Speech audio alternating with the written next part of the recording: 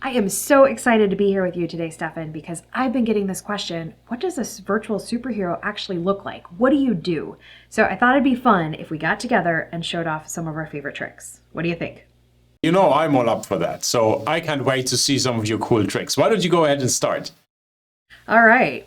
Well, one of the things that I really like to do is just the most simple. I mean, if I need to refer to something that we looked at maybe in another class or another session, but I want to remind them of it, I can make it appear at the touch of a button.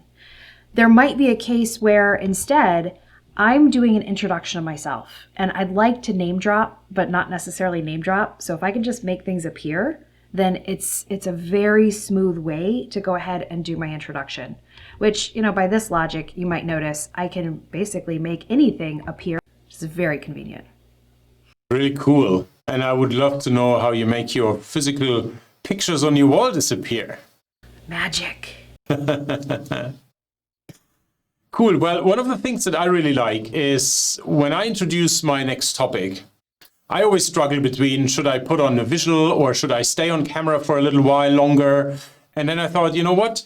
Why not do both? Why not have the visual up here and I can start to introduce the topic. I can even switch from one slide to the next and I can go back. I can give them a bit of an overview. Once I start talking about the topic, I'm right here and then I'm appearing here. I'm joining the story basically, and I can start to go through my topic and I can start to go through my visuals. And I found that to be really cool because it's a cool effect and also participants don't lose connection to me because I'm on camera all of the time. That is really cool and handy. And I've found, like you, I like to float over my slides as well. I have noticed that when I do that, it just seems so much more engaging. So I had been coming into my slides via a second screen or a second computer, but now one of my favorite things to do is to use the iPad because I can even in live time, if I'm talking about what we're going to do, show people where I am in my talk track. Or if I'm trying to point something out in a very detailed slide, I can go ahead and make sure it's very clear where I'm talking about and call their attention exactly to where I need their attention to be. That is so cool, especially when you have slides with pictures and with with a lot of areas that you want to show. Well, speaking of annotations and speaking of drawing, I found it quite useful. I don't know about you, but when I come back from breakouts or the participants come back, sometimes I lose track of which team has already presented, which team hasn't. So what I can do now, while people are in their breakout sessions, I can prepare this. I can put this right here into my background. And I can start, as teams present back with the stuff that they have discussed in the breakouts, I can just start to tick off the boxes. And I can see which team has presented, which team hasn't. I can also take some notes if I want to. And it just is a lot easier. Plus, the people see something moving on the screen and they're much more engaged. So that's one of the kind of playful ways to interact with your audience. And I know that you also have some really cool audience interaction stuff, don't you? I do, at least I think that I do.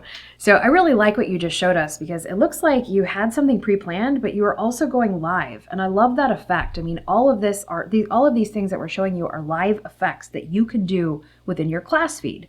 So if you think about that situation where nobody's really speaking up and you want to go ahead and make sure that somebody is going next, I just like to have a wheel prepared. So this is a very orderly way to communicate who is going to be participating. So I found that it's not like calling on people, it's just fun. That is cool. And I bet there's a couple of people who actually are waiting for the wheel to come up, right? Yes, they have a lot of fun with it. Of course. Cool. So what do we do with the person that shows up on the wheel?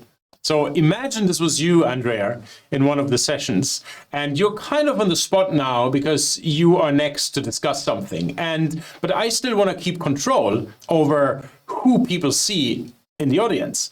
So when I'm spotlighted, I can bring Andrea right into my own video feed. And please, this is not done in post-production. This is happening live now. This is not done in post. I can switch this on, I can switch this off. And so I'm bringing Andrea in here. I'm introducing her. She's going to talk.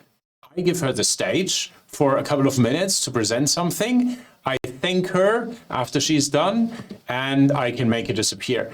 And again, that is another cool effect to engage with your audience and also to make people feel, well, maybe a bit more special throughout the learning journey. I love that because I find that as the active speaker within the meeting, sometimes the focus is on me, and I really like the idea that right there at the touch of a button, I can make sure that somebody else is featured too. So as you might have noticed, all of these tricks are designed to help you control your environment, but also create this high level of engagement and just this very deep level of credibility for your audiences. Yes, and it's all tech, yes, but it's really, really easy to do. And if you're interested to see how we can do that, regardless of what platform you use, Teams, Zoom, WebEx, any of the platforms, it doesn't really matter. Let us know. We are the virtualsuperheroes.com, or click on the link below and we'll be right there to help you.